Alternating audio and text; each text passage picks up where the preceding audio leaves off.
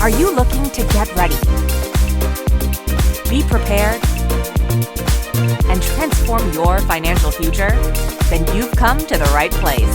This is the Get Ready Money Podcast with Tony Stewart, where Tony has insightful conversations with financial experts who are changing the way we think about money. Catch up on the latest financial trends and hear practical advice from Tony and his expert guests so you can build healthy habits that work. Be empowered with tips for implementing small changes that can have a big impact on your financial future. So sit back and get ready to hear from today's guest. Welcome to the Get Ready Money Podcast, changing the way we think about money. I'm pleased to be joined today by Mark Yegge. Mark is an author, podcaster, and the director and CEO at Destiny Creation and Cashflow Machine. In this episode, we'll be discussing Mark's insights on how we change the way we think about money and building wealth. Mark, welcome to the Get Ready Money Podcast. Thanks for joining us today. Thank you, Tony. Let's rock and roll today. Yeah, glad to have you here. So, to start off, tell us a little bit about yourself. What is your origin story? I basically grew up in a, typical middle-class family, blah, blah, blah. I won't bore you with that, but I will jump to the theme that I learned about money at a very early age. It was a topic of discussion at dinner, mostly around real estate and the stock market.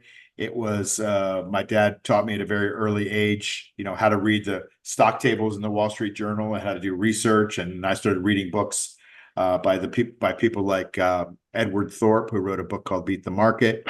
And I learned, and that's basically what I still build on today is I build on the giants that came before me. And I bought my first car with it, carried me through high school and college, and I started my own New York, or Wall Street brokerage firm, and sold it. And now I run hedge funds and help people learn how to trade. So that's the quick summary of a 45-year,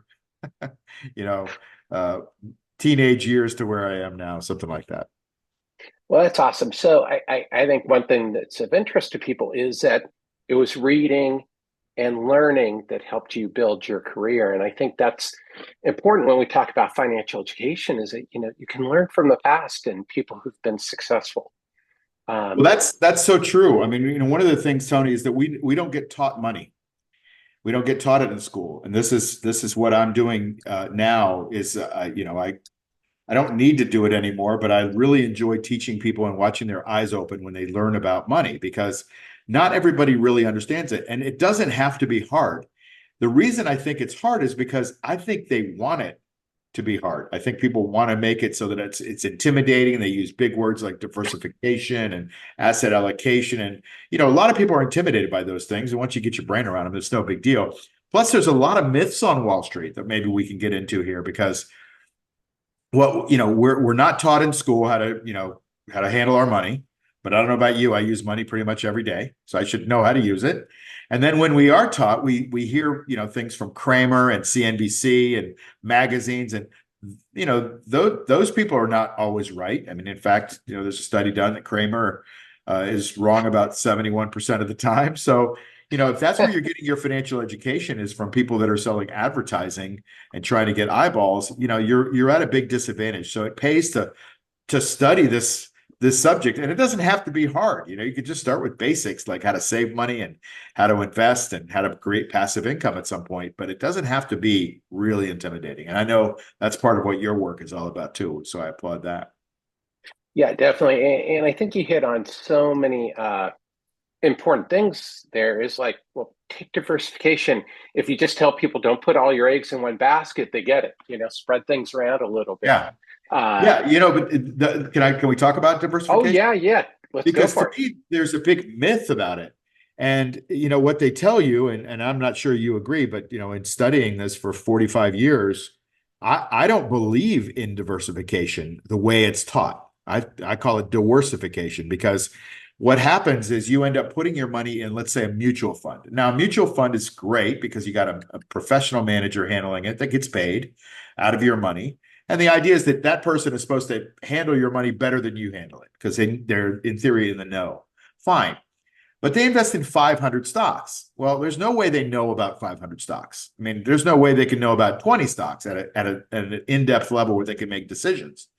And so, I did a study back in, I think it was 2013 and 2014, and I studied the S&P 500 for those 2 years. The total amount they were up was 29.2%. But which is pretty good. If you divide it by two, it's like 14% a year. That's more than the typical average, which is about 9.5%, 9% a year for the S&P 500 over the last, say, 70 years or whatever. But when you really study it, the top 10 stocks over those 2 years were up 185%. So you think, well, if these guys are so good, how come they're not just identifying the top 10 stocks? Why do we have to have the other 490 that drags down the 185% back down to a 29% level? And so the goal is to really get what's called alpha, which is exceeding what the market is doing. And you concentrate on those names that can give you that outsized alpha. Now, easier said than done, of course, right? But that's, like otherwise you're just putting your money into something and all they do is throw their money in and they go play golf, right? Because it's just 500 stocks that are in the S&P 500 and there's no real skill to doing that kind of management, in my opinion. So I always say this, and I know I've already gone too long on this particular topic, but it's diversify among asset classes. So have some real estate, have a little gold or Bitcoin, have some stocks, have some bonds, have some dividend stocks, and have some real estate, have different investments. But inside those investments, concentrate so that you can become an expert on what's going on inside those categories. Yeah, well, I think that's awesome advice, and I agree with you completely that,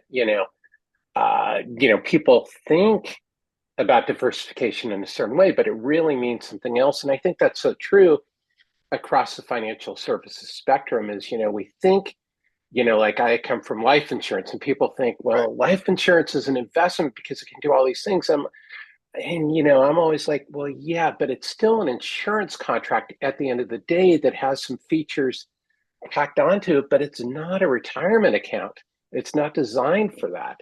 It isn't. Yeah. So I want to back up and ask you because one of the things I'm trying to do on the show is help people understand concepts that they hear about.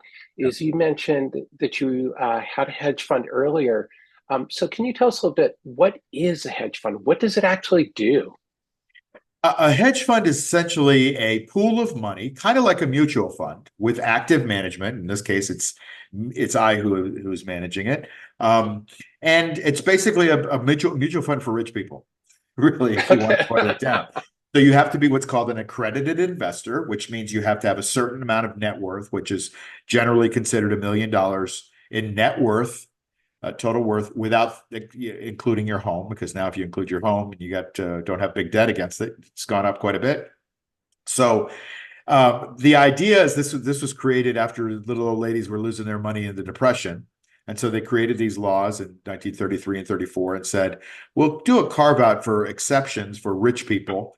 And because rich people should know better, like if they put all their money in something and they lose it, well, they should have known better because, they presumably know about money to be able to get rich. And so that's what a hedge fund is. Fantastic. Well, that's great because I think so many people hear about hedge fund, but they don't really know what it is. And it gets to that point where you don't want to admit, I don't really know what a hedge fund is, but Right. it sounds cool, Yeah. And the idea is that they were hatched at a point in time. It no longer applies, but at a point in time where if you bought stock, you would hedge against it in case the stock went down. So you would use some kind of, anti-policy like a put, or you would sell calls against it, or, do some other sophisticated strategies, or do pairs trading where you buy Microsoft, but you sell Apple, for example. And so you would have a hedge on your bet, so you wouldn't be totally exposed to the market. But these days, hedge funds are set up to do all kinds of things. There's, Bitcoin hedge funds and gold hedge funds and aggressive hedge funds and private equity hedge funds. So, yeah. Yeah, that's awesome. And I think what this is important for people too is to realize that some of these things get pretty complex. And just because you might hear a simple explanation doesn't necessarily mean that it's going to be simple or something for you. And I don't want to get into the whole, rich people should know better, because then we could talk about Bernie Madoff and take up the rest of the episode. But he does remain a really striking example of rich people don't always know better. Yeah, they sure don't. And and I think Bernie Madoff may not have started out as a fraud, but I think what happens when you're managing a stack of money, the temptation is very easy. You can see it possibly if you agree with this, but in politics, right? You got a stack of an unlimited amount of money, or certainly a bigger amount of money than you're used to, and then you start to realize that you didn't do so well, so you start to fake your books, and you have to keep up the lifestyle, and that's got to be paid for by somebody. Otherwise, people start to question your returns, and then pretty much you're stuck. You can't back out, right? You're one thing leads to the next, and $60 billion goes poof. So, Yeah. and it's people's hard-earned money. So I feel for them. Yeah, I do as well. And I think you said something, though, that's really important that I think we should highlight is that it starts with a small thing. And that small thing, it's like one decision, and then all of a sudden you're in too deep and you can't really get out. And I think that gets into habits when we talk about money habits. It relates to that is, you take these small steps and it's going to impact the changes down the road. And I agree with you, from what I understand about Bernie Madoff is that, that wasn't his intent. He was a really good manager at first. At first. Um, so, I mean, what? I went into his trading shop on Wall Street. I mean, we had meetings there, and he had quite an operation. There's a lot of people with a lot of Bloomberg terminals trading away, and he was revered on Wall Street. He was a former chairman of the Nasdaq, and very highly respected. One of the greatest firms, most reputable firms. They did a lot of business with my firm at the time, and you couldn't have imagined that this guy was, cooking the books for all those years. You just couldn't imagine it. But these kinds of things happen, and they have happened, and it just happened with Sam Bankman-Fried at FTX, on a cryptocurrency exchange. So. Yeah, definitely don't want to get into cryptocurrency right now. So, one of the things you talk about is time. Why do you feel that time is our most valuable asset? Well, I mean, we can go down a big rabbit hole on the concept of time and whether it even exists. But I can tell you that in investing, it's at least in the construct that we have, it does exist. And so to me, time is an exponent of what you end up doing. So if there's lots of studies out there, and these studies, but if you just start investing when you're 20 and you stop investing when you're 30, and you compare and you let time go until you're 65, or you start investing when you're 30 and you invest the same amount that the other person in their 20s would have invested for that 10 years, you won't have as much money as the person with the first 10 years, that 20 to 30 age, even though you've invested for 35 years. The power of that initial 10 years is exponential compared to the geometric progression, comparatively geometric progression of, starting later. So while we're young, we should be investing. But the problem is we don't see the future 45 years from then, and that we have to put money away. We're more into having fun and doing things that are right in front of us without having that 40-year perspective. But boy, I'll tell you, if you start investing early and you just keep at it, and you compound that, it's exponential. I call it financial. Well, I call it something different than I probably want to say here. But I think it's ridiculous when you look at these numbers. I play with the numbers all the time. For example, if you can make 2% a month, which by most standards is pretty high. It's certainly higher than the average of the S&P 500. But 2% a month is, let's just round it and call it 20% a year. It's compounding on itself, so it's about 27. But let's just say it's 2% a month, and that's 24 a year. If you put $100,000 in and get 2% a month without losses for 10 years, you end up compounding that to a figure of let's call it 1.1 million. But if you can get 2% more during the month, in other words, you can get 4%, which at this point, I don't believe inflation is 3% a year. I think it's 15 to 20% a year, if we're lucky. And so you have to exceed the rate of inflation, otherwise you lose your buying power. If you can get 4% on that same $100,000, it turns into almost $11 million. Just getting double the amount of money for that period of time. So even if you say that's crazy and how can you be possibly thinking that, the power of compounding is amazing.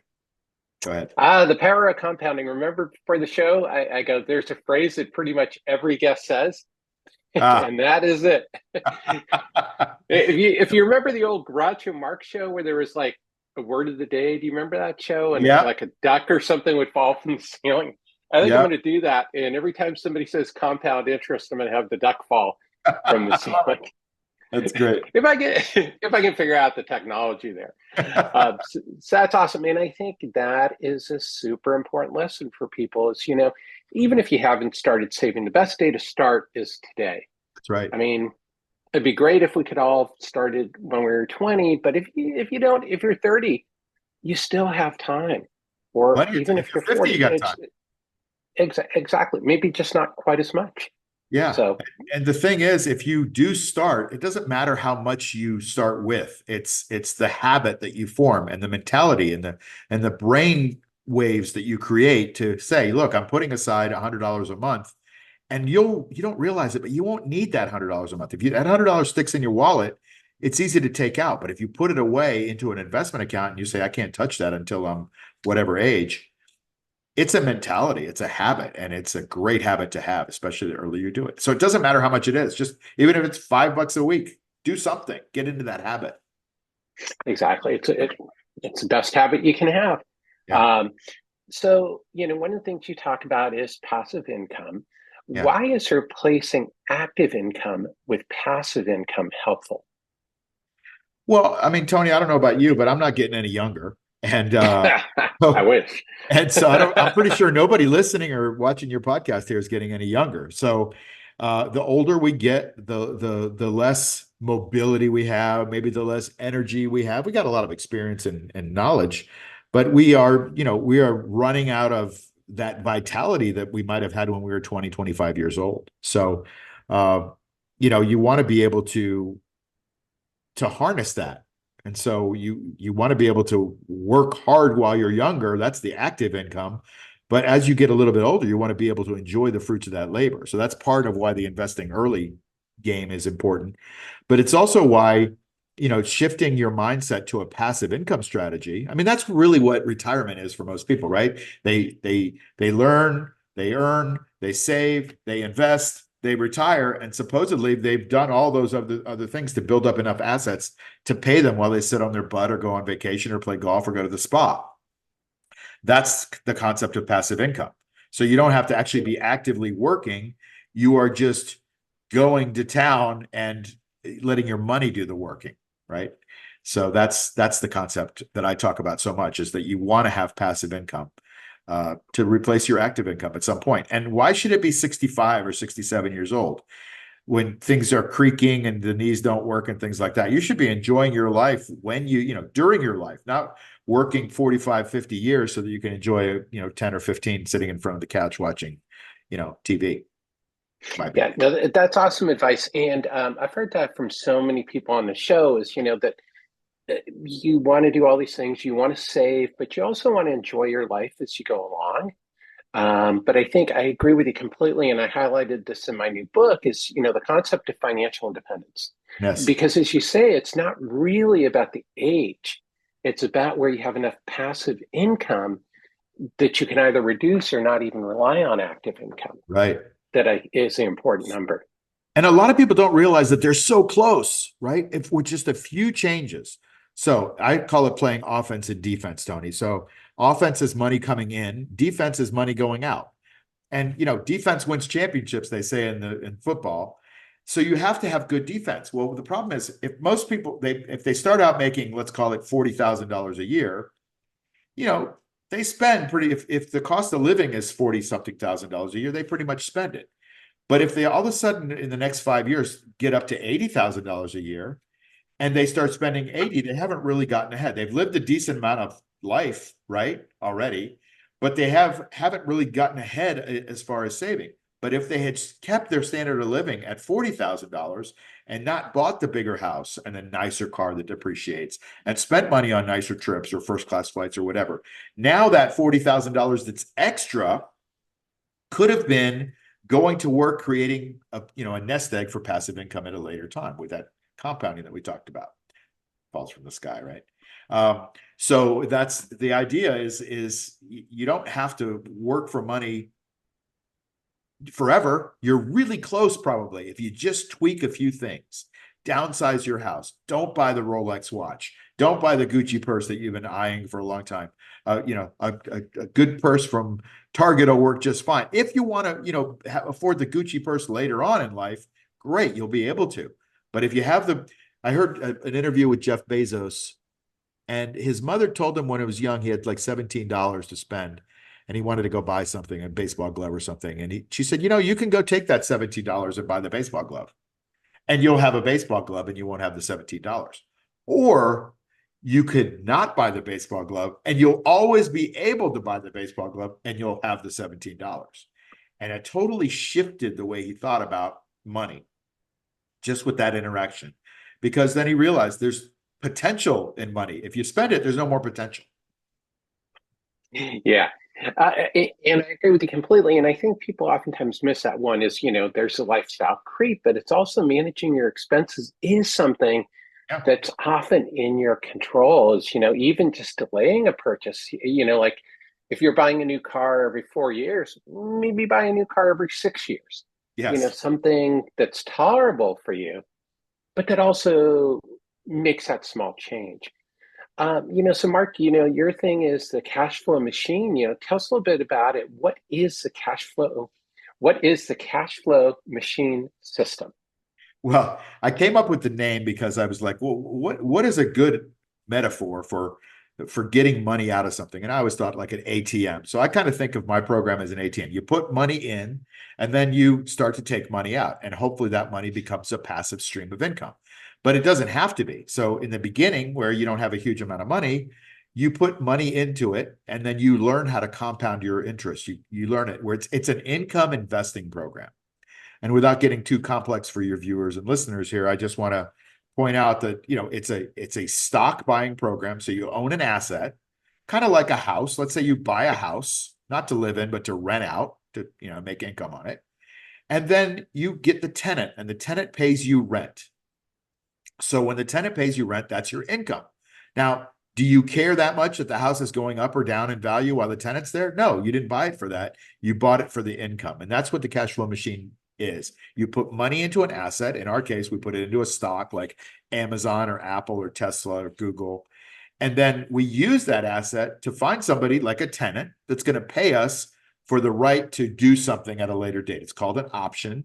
And I could go into the whole concept of having an option, but the option for us as the investor provides the income. So we own Amazon and we sell somebody else the right to buy our Amazon at a predetermined price before a predetermined date. And that price that they pay to get into that trade with us is our income. And we just do that over and over again. We target 2 to 4% a month. We always get the income as long as we're selling calls against it. And the stock can fluctuate. So there is, of course, a risk that the stock can go down and the stock can go up. And that fluctuation is what creates the market. And sometimes we're right, sometimes we're wrong, but we always collect the rent from that tenant. So well, that's awesome. And so I think that's really helpful for people is to understand is some of these things you can hear about, are helpful for you if you learn a system and understand the rules. And that's, from what I understand, the cash flow machine system helps people understand how to actually do it, because options, as you point out, can be super risky. But if you understand what you're doing, they're still going to be risky, but you can reduce your risk with them. Yeah, just a quick example would be let's say a stock like Amazon, and this is not the right numbers, but let's say a stock is trading at $100. And you find somebody out there that doesn't have the $100 to buy the stock, but he has $2.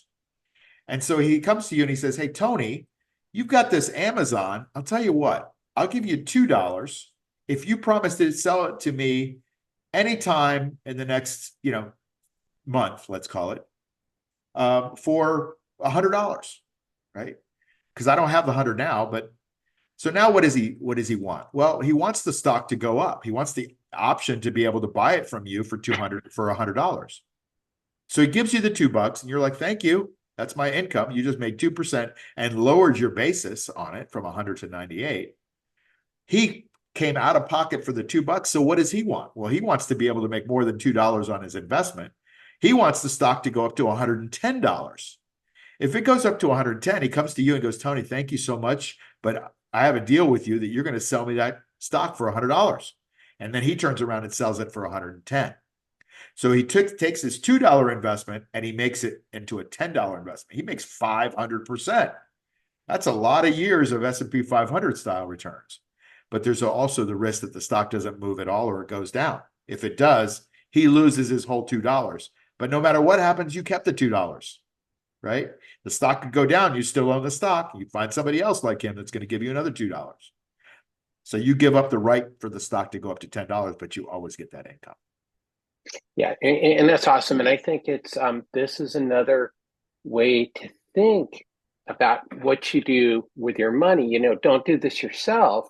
Make sure I'm not endorsing Mark's program by any means, but it is a program to consider.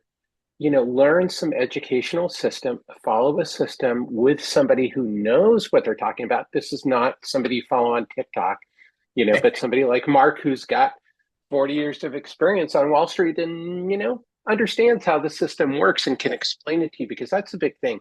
If you don't understand the cash flow machine system, or you don't understand some other system, you don't have any business doing that. So I really appreciate you sharing that with us, because I think this is an important concept for people to understand, because they hear about options, they hear about all these different things, but it's hard to find real information on it that breaks down. So I appreciate you breaking that down for us.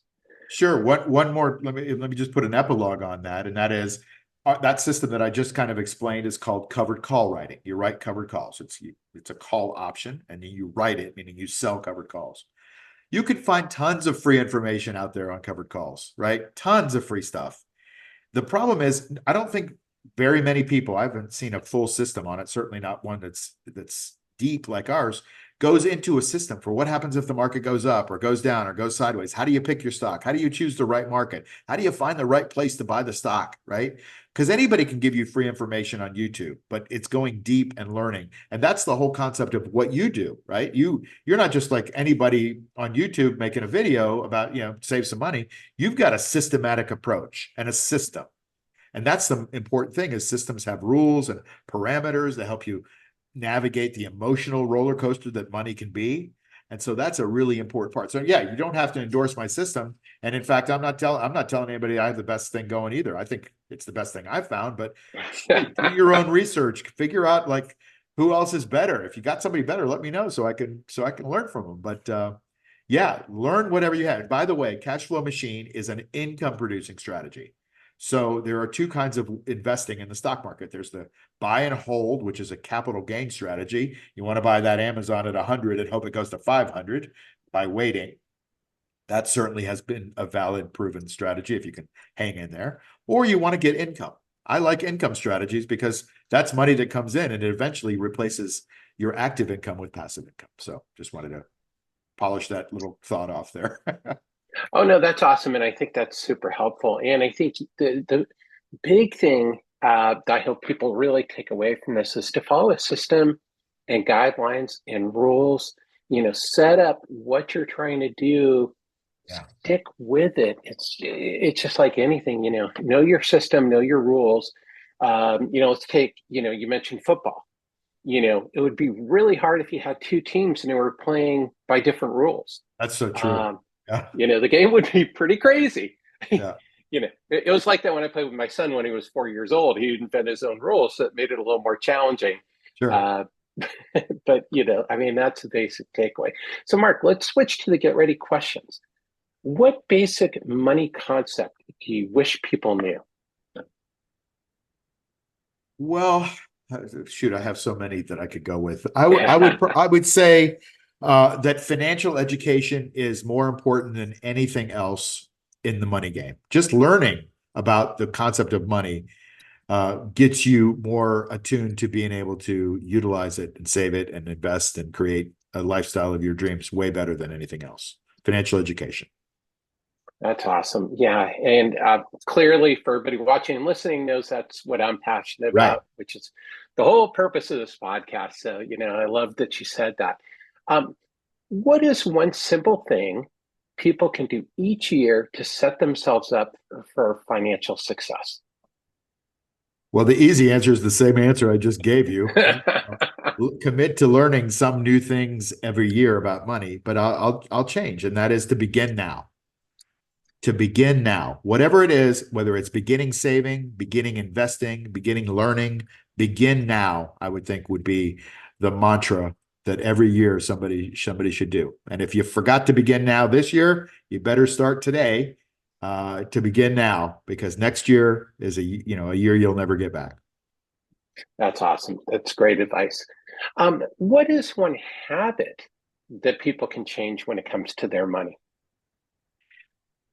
I would say the habit of being closed-minded and negative, right? Money is full of emotion because we work hard for it, we save it, we put a lot into it. We're bombarded with messages every day of how we need to spend it and use it, and buy this and buy that.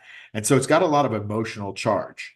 And so we can tend to be scarce from that emotional charge or abundant from that emotional charge. Most people go to scarcity. They'd rather not lose money because the wiring of our brains is the pain is 2 or 3 times more potent from losing money than it is from gaining money, the pleasure of gaining it.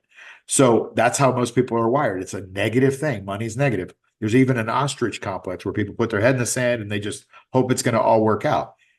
Just be positive about it and make it work for you, and use it as uh, a tool for your lifestyle change. Be a good steward of your money. I know you like that one. Yeah, and I think you said something that is really critical for people to understand. Money is a tool. Yeah, It'll help you achieve certain things, but money isn't a means. I mean, it's a means to an end, yeah, but not the end result. that's right. Don't be ruled by your money, I guess Yeah. is probably a good way to put it. What money myth are you trying to break?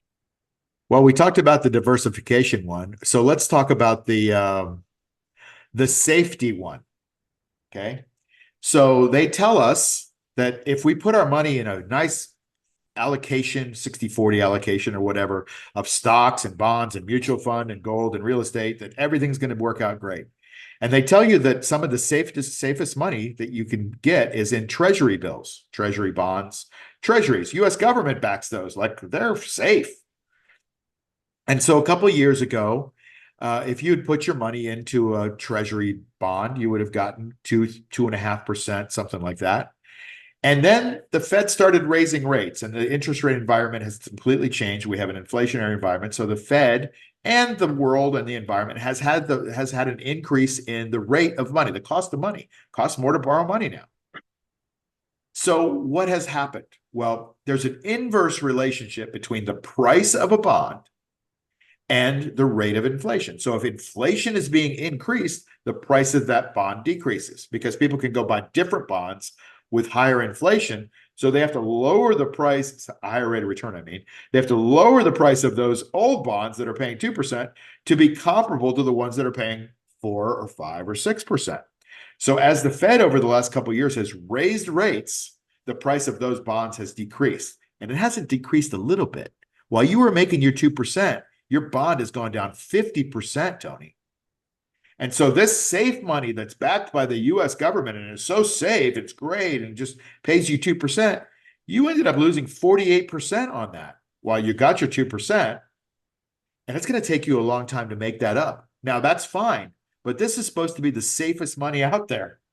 And it's obviously not the safest money. So be careful about the way things are packaged. Even programs like mine, where I target a certain rate of return, there are risks. But you have to learn that some of the things that you think are safe are the most unsafe things that are out there. So that would be something that I'd like to change in the zeitgeist of what people think. Well, I think that's really important for people because I think people often miss that as they hear something about something or they look at the surface packaging and they don't get into the details. And it's always important to look at the details. It's like if you were to sign a contract, hopefully you would look at the contract before you sign it. We all know that, like, hey, if we sign an agreement, it's probably a good idea to look at the agreement, unless I guess it's terms and conditions on a website and then we all click away that Just we click it. accept it. But, I mean, that's really the same thing, with your money. That's, to me, that's what you're talking about is that, before you buy an investment, product, service, whatever you want to call it, is to think about what you're actually getting, Yeah. understand how it works. That doesn't mean to be, stand there, with, you know, uh, fixed in place. Go out and learn something. That gets back to what you were talking about earlier, financial education. Learn something and move forward. So, Yes. Mark, let's get out the time machine for a minute. Yeah. What advice would you give your younger self if you could go back in time, knowing what you know now about money? Well, obviously, everybody would love to answer that question with buy Amazon or buy Microsoft or buy Bitcoin, and those are the ones that come to mind. Um, but it goes back to where we started this whole concept, and it is to start now. If I went back to my 20-year-old self, I would say, look, take whatever you've got and put it into investments. Watch your investments wisely, and you have plenty of time to let them go. So let them go and learn the game early. Yeah, and I think you said one word there that people Compound need to understand: wisely. wisely. And Yeah. that gets back to the education. Yeah. The education of anything. And, we were talking about this. Any rule, I mean, any game you play, you need to understand the rules. And it gets back to even about treasuries, understand the rules. They're out there. You can learn how treasuries work. Um, I mean, the Treasury website, I think, has a lot of resources and tools, if I Sure. recall correctly, that talk about how it works. Read the stuff. That's what it's there for. We spend more time thinking about the new television we're going to buy Right. than we do thinking about these investments that are going to make a whole lot more difference for us. So that's One awesome of the advice. things, just a funny story is lately, we're sitting here, and Bitcoin is hitting all-time highs. So I know you maybe not want to talk about it, but I think it's instructive because it is an investment, or at least it's being treated like that by some people. I look at it more as insurance, but it depends on how you look at it. But now people are asking. I've been talking about Bitcoin for 3 years because I studied it. I dismissed it for a long time. It was a scam. It was a Ponzi scheme. It was, for the kids or whatever. And then I started to study it. And I've got 1,000+ hours into understanding Bitcoin, right? So I didn't just go dismiss it like I did in the beginning. I shouldn't have. That would be one thing I would wish I could go back and do, but here I am. And I've been telling people about it for 3 years now. And people are, now they're starting to ask me about it again. Well, you should have asked me about it 3 years ago when I was trying to explain it to you, but people were fighting me. So I don't even try to talk to people most of the time about it. You're going to be ready for any investment, Bitcoin or the other junk that's out there in cryptocurrency, when you're ready, right? But if you're going to be ready, put 1,000 hours into it. Certainly put 100 hours into it so you can speak like you know what's going on. But don't just take a soundbite off of TV and go back and look to put more time into planning your vacation than you spend on your financial education. Yeah, and I think you said, that's valuable. Put 1,000 hours into, that's what they say. How do you get to Carnegie Hall? You practice. Practice. Get into it. Now with Bitcoin, do you have any resources either on your website or you recommend where people can learn something, useful about Bitcoin? Yeah, there's a ton of stuff. Let's start. Well, my podcast has called Wealth Architect Podcast, and I did a series. I think it's eight modules on it. It's a free thing. You just go and watch those videos on it. And I just present my belief on Bitcoin and try to educate you from all the different sides of it. But there's other free ones on YouTube. And I would say if you really want to learn, there's a guy that most people probably haven't heard of. His name is Michael Saylor. Michael Saylor is probably going to be the richest man in the world within 5 or 10 years, I believe, because Michael Saylor took his MIT physics education and applied it to Bitcoin. He really got behind it. He's been talking about it just a little longer than I have. I learned a lot of things from Michael Saylor. Michael Saylor runs a company called MicroStrategy, and MicroStrategy basically put all their chips in on Bitcoin 3 years ago. And he's borrowed money to do it and leveraged and built his company around it now. And he's got something called Saylor University, Saylor. Saylor University is free education. Michael Saylor is a generous person, at least from what I can tell. You never know about anybody, but from what I can tell, he's a generous person who's using his wealth and his resources to put up free things for people. And on there is Bitcoin education for free. So don't take my word for it. Go to the original guy that's going to be a trillionaire, and I believe, and he's already one of the richest people already. Might as well learn from that guy. He's certainly he wished he bought it in 2012 too, but he passed on it just like I did. Yeah, well, and I think that's important. And so for people watching and listening, I'll make sure I have the link to Saylor University in the show notes. But as Mark mentioned, he went to MIT.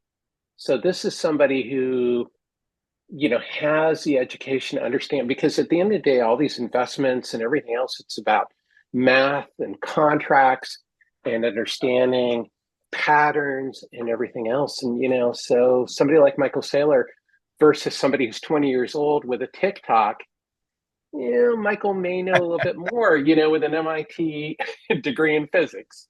Yeah. So certainly has a lot of credibility when it comes to the way he talks about it. You can pull up Michael Saylor on YouTube and watch his videos, and I think they're mesmerizing because he puts it in a way that really makes it understandable, right? He talks about energy and momentum and all these other things using physics, but he makes it really understandable. So that's what got me interested in it. So there's a book called The Bitcoin Standard by Saifedean Ammous, Ammous. And if you really want to go down this rabbit hole, it's a fantastic book by an economist named Saifedean Ammous. You can go to saifedean.com. And he's written 3 amazing books. The Fiat Standard, to talk about our fiat currency and the problems that we're having with it. Now we're starting to see it with inflation. The Bitcoin Standard, which I believe is his first book. And then now he's got a book on economics, which really studies economics, called the Principles of Economics, I believe it's called.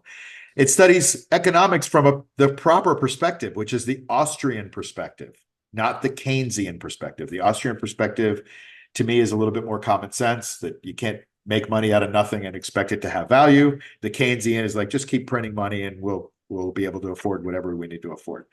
And that's what we're operating on, is this Keynesian system. But the Austrian system always has won out in every economy throughout the ages of humans. So. Yeah, well, that would make another amazing discussion. Yeah. I do want to have an episode on economics at some point, because I think it's an important topic we don't talk about as much. Yeah. So Mark, to wrap up, what is your number one tip on changing the way we think about money? Embrace abundance. Embrace abundance, because there's not a finite pie, Tony, of money, right? Certainly the way the government prints it, it's infinite, right? But that's not the point. The point is, just because you have money doesn't mean I have less. See, we live in a multiplied world, right? There's as much air as we need. There's really as much water as we need, right? And just because you have air and you're breathing doesn't mean I don't, right? There's an abundance of things that we need. And we need money because money is energy. There's an abundance of energy. So if you go at it from that standpoint and look at money as something that is a tool, like we talked about, but it's also an abundance measure, and it's a way of living our life with abundance, that is a better way to look at it than a scarcity mindset where you're afraid of losing it, you're hanging on to it, and you're negative about it. There's plenty of money for us all. Let's just go out and get some for ourselves so that we can transform our lives and make it better. Yeah, 100%. That's wonderful advice. So Mark, where can people learn more about you? I think if I recall correctly, you wrote a book, find out more about the cash flow machine. Yeah, I've actually written 7. I don't know, I have this thing about writing books, but yeah, I've got a book on Amazon called The Cash Flow Machine Fundamentals. It's the first book on it. It's basically, if you're interested in understanding our system, it's a basic book for sure. It's not for the in-depth knowledge. That's why we have our courses and our mastermind groups. But listen, you can go, I'll just give out our general website. It's Cash Flow Machine, one word there, .io forward slash, or that's it. How about that? How about cashflowmachine.io? Forget the forward slash. Well, and I'll put it in the show notes as well. So Yeah. people will be able to access that. I have access to Mark's books, links, as well as to Mark's podcast, which you mentioned earlier, the Wealth Architect podcast, where Mark has guests on as well as explains concepts. So highly recommend checking out his podcast. So Mark, thanks for being on the Get Ready Money podcast today. It's been a pleasure, Tony. And thanks again for what you do. I really like your systematic approach that you have to teaching people the basics about money and how they can turn their life around with a really cool, get ready system. I think it's great. That's awesome. Well, I appreciate it. I appreciate your time and you sharing your insights today. And thank you, everyone, as always, for tuning into this episode of the Get Ready Money podcast. If you like this episode and learned something, please share it with a friend and be sure to subscribe to the Get Ready Money podcast. Until next time, let's change the way we think about money.